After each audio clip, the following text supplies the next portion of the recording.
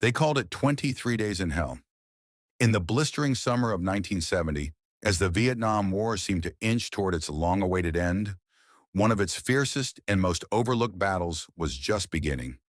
While politicians in Washington spoke of peace and withdrawal, deep in the jungles of South Vietnam, American soldiers of the 101st Airborne Division were fighting for their lives. Their mission: hold a lonely outpost called Firebase Ripcord, perched on a remote hilltop in the treacherous A Shau Valley. What started as a routine effort to support a larger campaign quickly escalated into a brutal siege. Cut off from all sides, the Screaming Eagles found themselves surrounded by thousands of North Vietnamese troops determined to wipe them out. Helicopters became their only lifeline. Every supply drop, every evacuation, every moment was a gamble against death. For 23 grueling days, the men of Firebase Ripcord endured relentless mortar fire, close quarters ambushes, and attacks from an enemy who knew the jungle better than anyone. What they faced wasn't just physical exhaustion, it was psychological torment. Yet through the chaos, these soldiers held the line, rewriting the meaning of courage, loyalty, and sacrifice. This is not just a story of war. This is a story of grit, brotherhood, and the human cost of forgotten battles. This is the story of Firebase Ripcord. If you appreciate powerful stories of history, bravery, and untold sacrifices, make sure to subscribe and hit like. It helps bring more stories like this to light and keeps the memory of these heroes alive. Firebase Ripcord wasn't just another dot on the map. It was a pressure point in one of the most dangerous regions of South Vietnam, the A Shau Valley. This narrow jungle corridor, stretching along the Laotian border, served as a vital supply route for the North Vietnamese Army, NVA. Hidden beneath its dense canopy were the secret arteries of war, trails, tunnels, and hidden depots that fed enemy operations across the South. To disrupt these lifelines, the U.S. launched Operation Texas Star, and later the planned but never executed Operation Chicago Peak. Both depended on one thing: controlling the high ground. And that's where Firebase Ripcord came in. Perched atop Hill 927, Ripcord was more than a hilltop camp. It was designed as a fire support base, a place to station artillery and launch operations deeper into enemy territory. From its elevated position, U.S. forces could rain down fire on NVA movements, shield their own troops, and push forward into a zone the enemy had long considered their own. But building Ripcord was a gamble. It required constant resupply by helicopter, making it dangerously dependent on weather and air superiority. And the moment the first American boots touched the hilltop, the enemy was already watching. They knew that Ripcord was the key to U.S. dominance in the region, and they were willing to sacrifice everything to destroy it. Despite being remote, the base was fortified quickly. Engineers leveled the summit, set up howitzer batteries, dug deep bunkers, and wrapped the perimeter with wire and mines. Still, no amount of sandbags could guarantee safety. Ripcord sat in a bowl surrounded by higher jungle-cloaked ridgelines, perfect cover for an approaching enemy. American commanders hoped to keep the fire base secure long enough to support a major offensive. What they got instead was a relentless siege. The NVA wasn't just planning to challenge the U.S. presence, they aimed to crush it entirely. In the weeks that followed, Ripcord transformed from a forward artillery point into the center of a brutal, unforgiving standoff. The jungle whispered with enemy movement, and every sunrise brought new uncertainty. From the outside, it may have looked like just another nameless hill, but to the soldiers who were there, Ripcord became a place they would never forget, a place where strategy met survival. It started like any other humid morning in the A Shau Valley. Thick jungle mist, low-flying clouds, and the distant hum of chopper blades. Inside the Tactical Operations Center at Firebase Ripcord, Lieutenant Colonel Andre Lucas scanned fresh intel reports. He knew something was coming. What he didn't know was that July 1st would mark the beginning of one of the most punishing battles of the Vietnam War. Suddenly, the calm shattered. A mortar round slammed into the TOC entrance, ripping through the fortified sandbags like paper. Within seconds, dozens more rained down, exploding across the base in brutal rhythm. The men hit the ground, scrambled to their fighting positions, and braced for what would become 23 days of relentless warfare. From the hills around Ripcord, Thousands of NVA soldiers had encircled the base. For weeks, they'd been quietly moving into position, camouflaged beneath jungle cover, hidden in bunkers, watching every move. Now they attacked with ruthless precision. Waves of AK-47 fire, RPGs, and mortar strikes hammered the base as the American soldiers fought back with 105mm and 155mm howitzers, machine guns, and air support. But even the might of American firepower struggled to punch through the dense green shield of the jungle. The enemy was invisible, dug in deep along ridge lines like Hill 805. So close, yet unseen. Flares lit up the canopy at night, but often revealed nothing but shadows and silence. Within 15 minutes of the first mortar strike, the sky above Ripcord filled with helicopters and jets. O-6A scout planes hovered low to mark enemy targets, while Cobra gunships and F-4 Phantom jets launched strikes against suspected NVA positions. Napalm, rockets, and bombs slammed into the hills. And still, the enemy fired back. This wasn't just a firefight, it was psychological warfare. Mortars landed without warning. Sleep became a luxury. Soldiers would wake from shallow naps to the sound of screaming or explosions. Many didn't sleep at all, and yet they held. Day after day, under constant bombardment, Ripcord's defenders didn't back down. Helicopters flew through withering fire to deliver supplies, ammo, and evacuate the wounded. Every landing was a gamble. Some choppers never made it out. Lucas, a commanding officer known for being calm under pressure, walked the perimeter daily, checking positions, talking to his men, urging them to stay strong. They respected him not just because he gave orders, but because he stood with them, in the mud, under fire. What was supposed to be a quick operation to secure high ground had become a life-or-death stand. Firebase Ripcord was now a battlefield, and the enemy wasn't letting go. If Firebase Ripcord was the heart of the battle, then the surrounding hills were its lungs, essential for survival and just as vulnerable. Holding the high ground meant more than just visibility. It meant life or death. The hills around Ripcord, Hill 902, Hill 805, and Hill 1000, became the focal points of an escalating war. To secure them, American troops were ordered into dense jungle, unforgiving terrain, and ambush after ambush. The enemy had no intention of giving them up without a bloodbath. Hill 805, fire from above. Hill 805, southeast of Ripcord, was one of the first priorities. From this vantage point, the NVA launched near constant mortar fire at the base. Bravo Company was sent in to take it. The assault began under a hail of bullets. Soldiers were forced to jump from helicopters hovering above the LZ, landing straight into enemy fire. The terrain was brutal, steep, muddy, with thick vegetation that masked NVA bunkers. The North Vietnamese had the high ground, perfect firing positions, and the advantage of camouflage. It felt like fish in a barrel, but Bravo Company pushed forward. Inch by inch, tree by tree, they climbed the hill, returning fire when they could, diving for cover when they couldn't. Cobra gunships provided critical air support, targeting an enemy bunker at the summit. Once that position was neutralized, the firing slowed, and Bravo Company secured the hill. They spent the night under constant threat, setting up flares and tripwires, waiting for the inevitable. And just past midnight, the enemy came. RPGs and gunfire tore through the dark, but the Americans held steady, firing only when necessary to avoid revealing their positions. By dawn, the enemy had retreated. Hill 805 was theirs, but it had come at a cost. Just a few kilometers away, Charlie Company faced a very different outcome. Stationed on Hill 902, they had compromised their position by firing on enemy mortar sites.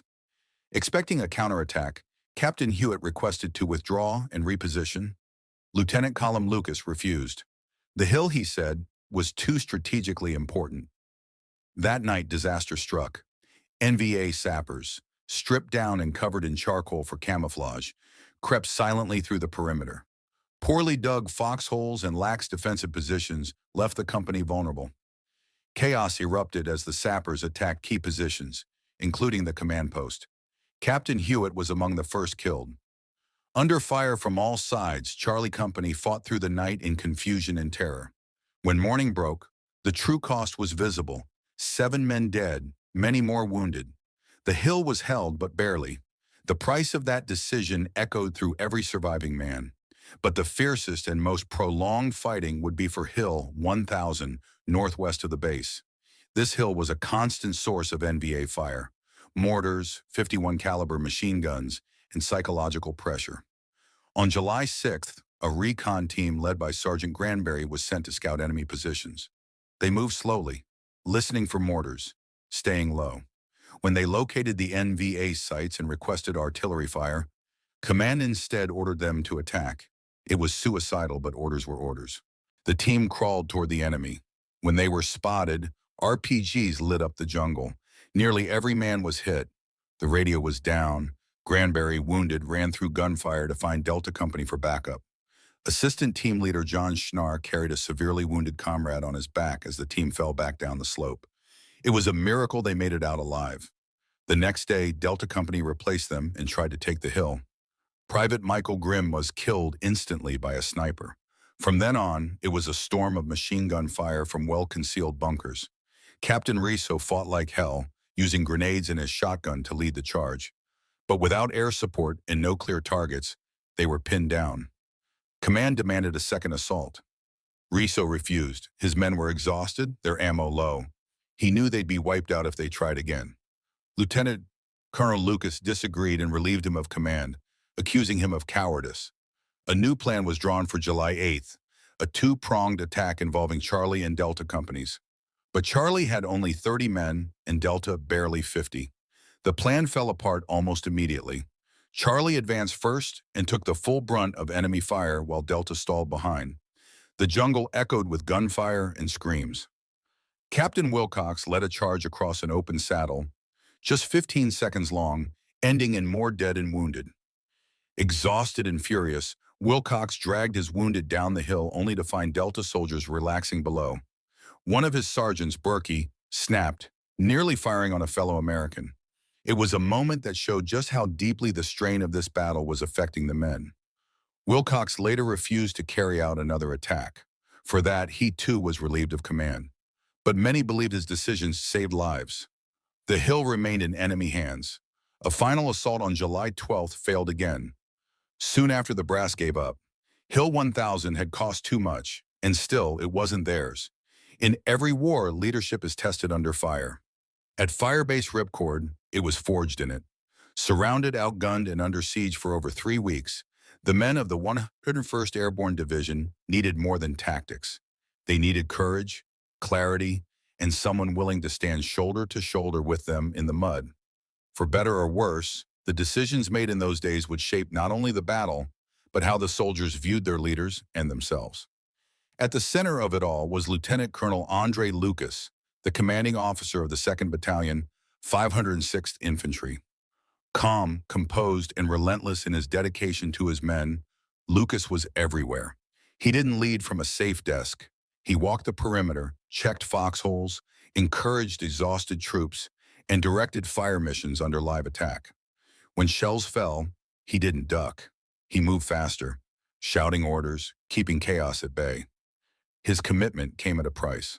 On July 23rd, just as the final evacuation was underway, a mortar round exploded near Lucas. He was gravely wounded and died shortly after being lifted off the hill by helicopter. For his bravery and leadership, he was posthumously awarded the Medal of Honor. Many of his men would later say, "He didn't send us through hell, he went there with us." But leadership wasn't just about rank. Valor came from all sides, from captains to privates, from medics to radio operators. Captain Riso, who defied orders for the sake of his men's survival, showed quiet strength. Sergeant Granberry, who ran wounded through enemy fire to find help for his recon team. John Schnar, who refused to leave an injured teammate behind and carried him down a mountain under fire. These weren't just soldiers, they were lifelines. There were also moments of breakdown where men snapped under the pressure, like Sergeant Berkey, who nearly fired on fellow Americans in frustration. But even those moments told the story of Ripcord, not just the battle against an enemy, but the battle inside every man, the fight to stay human in the middle of madness. Despite the tension between front-line soldiers and distant commanders, The men of Ripcord proved again and again that courage wasn't rare. It was routine. It happened in silence, in sweat, in refusal to give in. These weren't supermen. They were tired, terrified, and hungry, but they stood their ground. And in the end, that's what leadership looked like. Not perfection, not flawless plans, but standing up when it mattered most, and never walking away from your men. By mid-July 1970, Firebase Ripcord had become more than a strategic outpost. It was a bleeding wound in the middle of the jungle. The hills that were supposed to protect it, Hill 805, Hill 902, Hill 1000, had all either fallen or remained contested. The surrounding ridges were now in the hands of the enemy. Every day, mortar rounds pounded the base. Every hour brought another injury. Helicopters that once brought hope now came under fire, crashing in flames or limping away scarred. The screaming eagles were still fighting, but they were hanging on by a thread. The base was running on fumes. Supplies were low, casualties were mounting, and morale was cracking. Men hadn't slept in days. Many were down to a single change of socks, a couple of magazines of ammo, and a fraying grip on sanity. General Sidney Berry, Assistant Division Commander for the 101st Airborne, saw the writing on the wall. The question wasn't whether Ripcord could be held. It was whether it was worth holding anymore. He wrestled with the decision. Pulling out meant giving up ground, and for many officers that was unthinkable. It felt like retreat. Worse, it felt like defeat. But Berry understood the broader picture. To throw more troops into Ripcord was to risk a political disaster, one that might unravel the entire Vietnamization strategy, which aimed to transfer combat roles to South Vietnamese forces. Reinforcing Ripcord might have made tactical sense, but it was a strategic liability. On July 22nd, Berry made the call. Firebase Ripcord would be evacuated. The order shocked many, including Colonel Harrison, who had just been preparing for another major assault. He believed the hills around Ripcord were critical to the upcoming Operation Chicago Peak. But the decision was final. The risks were too high. The cost had become too great. Evacuation began at dawn on July 23rd. Soldiers packed supplies, disassembled gear, and prepared for what felt like an impossible task, leaving without losing more men. Choppers arrived under fire. Some were hit as they hovered, as some were forced to turn back. One Chinook, attempting to extract a bulldozer, was struck mid-air and exploded, sending flaming wreckage across the hilltop. And then came the final blow. As he moved across the base coordinating airstrikes and helping with the evacuation, Lieutenant Colonel Andre Lucas was hit by a mortar round. He was rushed to a medevac, but his wounds were too severe. The leader who had stayed with his men through every minute of the siege would not live to see the final helicopter lift off. His death devastated the battalion. He had been the heart of the defense. By 2:07 p.m., the last group of soldiers boarded the final helicopter. No one was left behind. One scout, temporarily lost during the chaos, was rescued later in a daring, low-flying mission by a volunteer pilot. It was the kind of act that had defined the entire fight. Risk everything, leave no one behind. Once the men were clear, the U.S. launched a brutal aerial response. B-52 bombers carpet-bombed the firebase and its surroundings, aiming to deny the North Vietnamese any victory, any gain from their siege. The jungle lit up in fireballs and shockwaves. The hill was turned into craters and ash. The withdrawal from Ripcord wasn't celebrated. It was mourned. But many believed it was the right decision. A base could be rebuilt. The lives of soldiers could not. When the last helicopter lifted off from Firebase Ripcord on July 23, 1970, the sky still echoed with the sound of gunfire and explosions. The evacuation may have been complete, but the war hadn't ended. It simply moved on. For the soldiers who survived those 23 harrowing days, Ripcord would never just be a battlefield. It would remain a permanent scar, etched into memory, body, and soul. In the weeks that followed, the U.S. bombed the area surrounding Ripcord with a ferocity rarely seen in the war. B-52 strikes, airdrop napalm, and artillery barrages turned the jungle into a wasteland of twisted trees and scorched earth. The goal was clear: erase the firebase from the map and deny the North Vietnamese any benefit from their relentless siege. What couldn't be held would be destroyed, but nothing could erase the toll already paid. 75 American soldiers were killed. Over 400 were wounded. The 2nd Battalion, 506th Infantry, went from a fighting force to a battered remnant. Entire squads had been wiped out. Men who had arrived on the hill as strangers had bled, fought, and mourned together. What they endured was more than combat. It was survival under impossible conditions. Yet for decades, the Battle of Firebase Ripcord was largely forgotten. Overshadowed by larger, more publicized battles like Khe Sanh and Hammerberger Hill, Ripcord received little attention in official records or media coverage. Part of this was timing. The battle occurred during the U.S. withdrawal from Vietnam, as attention shifted to Vietnamization and winding down the war. Leaders were reluctant to highlight a costly battle that ended in evacuation. But among the men who were there, Ripcord was never forgotten. They carried the battle with them, through nightmares, scars, and the weight of loss. Reunions were held in later years. Books were written, medals were awarded, some posthumously. Lieutenant Colonel Andre Lucas was awarded the Medal of Honor, not just for bravery under fire, but for choosing to lead from the front, knowing full well it might cost him his life. Many veterans of Ripcord would later say it was the fiercest combat they had ever experienced, even compared to other major Vietnam battles. What made it unique wasn't just the intensity, but the sense of isolation.